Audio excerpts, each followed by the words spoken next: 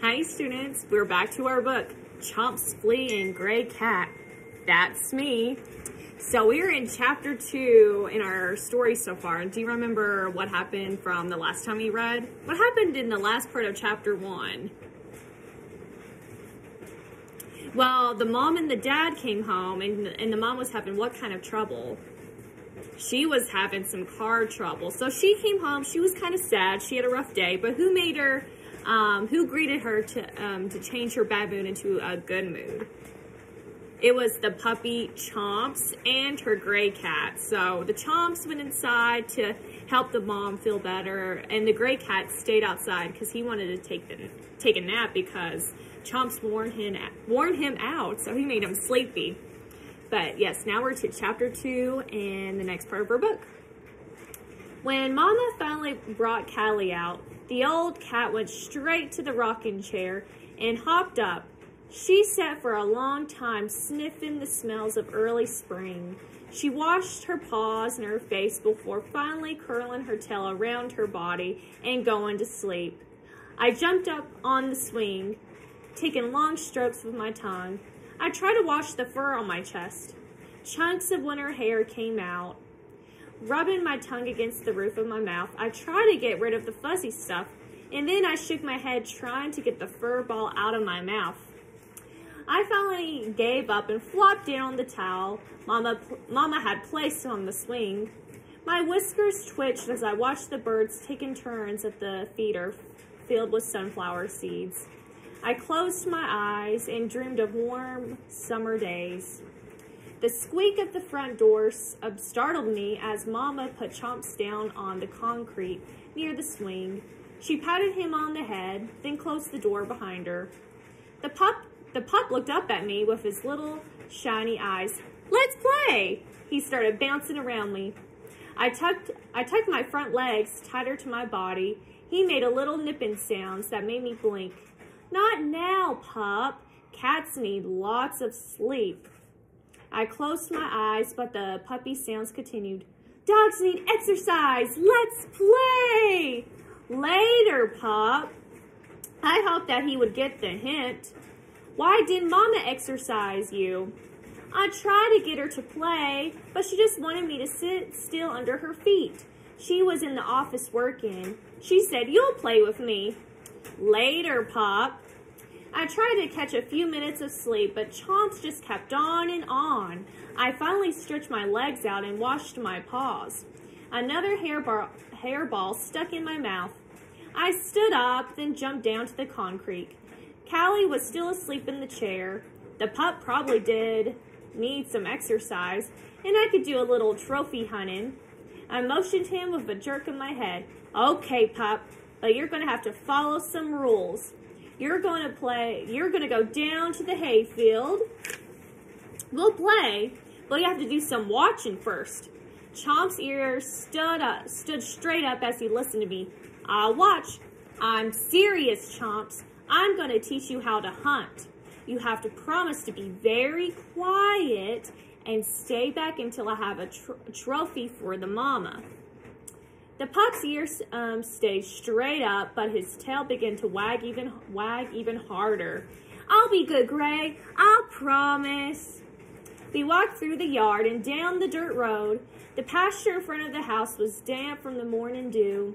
We crossed the road and crawled under the fence. Chomps bounced and hopped over big clumps of grass. I looked back at the pup. "Be quiet, Chomps. I have to listen for mice." He sat very still as I flattened my body to the ground. I kept my ears perked, listening for the mice scurrying under the dead grass. Suddenly, I popped up and came down on my first catch. I brought my prize back and laid it in front of the pup. "See how easy that was, Chomps?" He frowned at the mouse. His long ears wobbled back and forth. Finally, he looked up and gave me a goofy smile. "Can you show me how to do that again?" he asked. Crouching down, I perked my ears, listening. I pounced at the sound that I heard in the grass. I missed. My tail flipped one way, then the other. A sound came from my left side this time. I crouched. I held my breath. I missed again. I turned around and glared at Chomps. "Would you be quiet?" I hissed. His eyes popped wide and his little mouth fell open. "I didn't do anything," he whimpered. "I didn't bark. I didn't move. I didn't even breathe deep." My tail gave another jerk. This time it went straight up. Well, I stammered. "Just keep it that way." This mouse was way too lucky. I strolled further out in the field. Chomp's tail wagged all over the place when I sat my Trumpy down in front of him.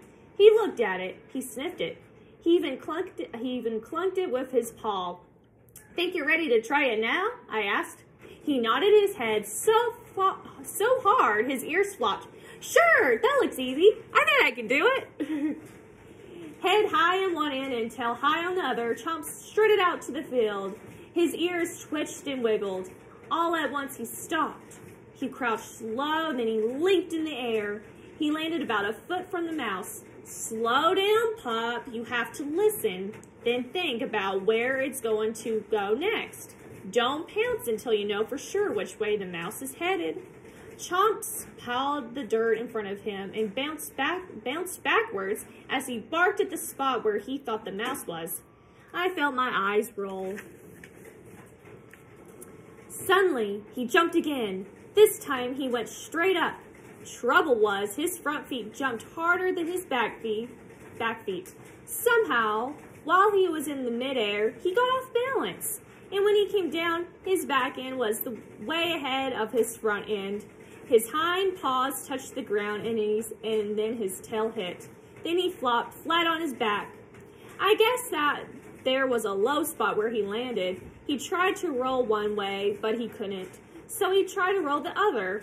The little pup looked totally silly, squirming on his back with his little stubby legs in the air. Still upside down, he scratched his head back so that he could look at me. "I thought I had it," he said. My eyes rolled again, but I blinked and caught myself before Chomp saw me. I sighed, then took a deep breath.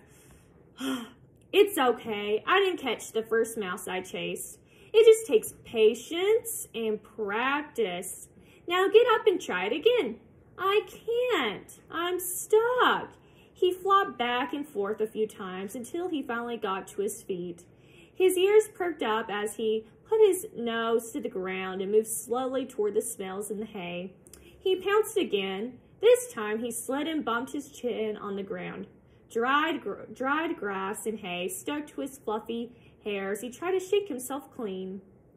And then there's him on the grass. Chomps the dog fell backwards and his hind legs are in the air. And the gray cat is like, "Oh my goodness, what am I going to do about this pup?" Chomps worked for a long time practicing his hunting skills.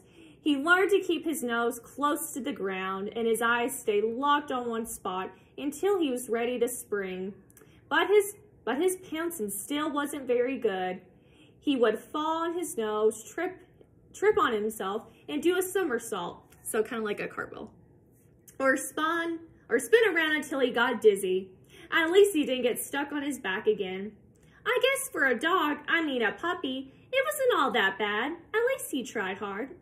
I finally decided it was time to head back to the house. The little dog was tired and his fur was full of dirt, grass, and stickers from the grass. "Shake yourself, Chomps. You need to get that stuff out of your hair or Mama will know that we've been away from the yard." The pup tried to get the mess off. Each shake seemed to make his curly fur even tighter. The clay dirt made red spots on his fur. As we headed back to the house, the pups would stop and try to pull out the stickers and the twigs out with his teeth. He stopped and sat down and reached around to tug at something. Only when he stood up, more stuff was stuck to his side and that he'd been sitting on. It took forever to get back to the yard. As we neared to the front door, we both knew that we were in trouble. Mama was standing on the porch with her hands on her hips as she scowled at us. When Chomp saw her, his tail drooped, his ears flying against his head. Mama walked over to him and picked him up. They disappeared into the house. Callie's whiskers twitched as she stretched her front legs. Boy, you've done it now. Mama is really mad at Chomps. She's been looking for him for an hour. Where did you take him? To the creek? We were just hunting in the field. He's going to be a good hunter with a little more practice. Well, maybe lots more practice. He won't get any more practice. Mama will probably only let him out in the backyard from now on. She was worried about him. He's too little to be very far from the house by himself. He wasn't by himself. I was with him. Callie flipped her tail. I don't think Mama counts you. I frowned at her. But I took good care of him. I brought him home, didn't I? Callie didn't answer. She walked to the door and laid down on the mat. Just then I realized that I had forgotten to bring a trophy home for Mama. So what was the gray cat trying to teach Chomps the puppy to do? He was trying to teach Chomps how to hunt. But was it very successful? No, Chomps fell backwards on his back. So he was not good for his first time, but with a little more practice, I think he could do it. But we'll have to read on to find out.